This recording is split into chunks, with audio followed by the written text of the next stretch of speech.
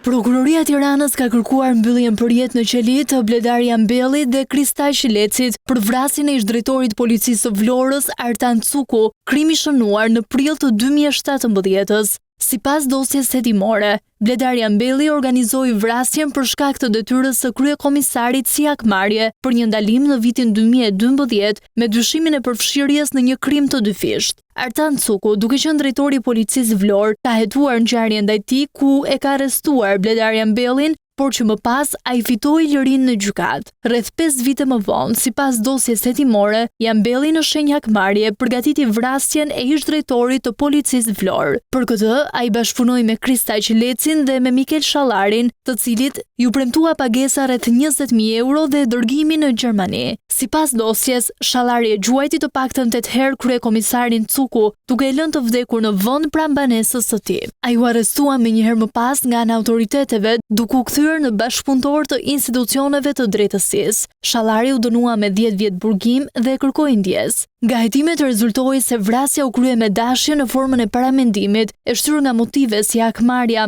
dhe për motive përfitimi të 2 bashkëpunëtorëve të tjerë. Procesi po zhvillohet në mungesë për të 2 shtetasit, të cilët nuk u ekstraduan në Shqipëri, edhe pse u ndaluan nga autoritetet greke, por më pas u liruan. Jambelli është arrestuar dhe aktualisht ndodhet në burg në Greqi për një ngjarje në vitin 2022, ku mbetën plagosur 5 persona, ndërsa vendodhja e Lecit nuk dihet.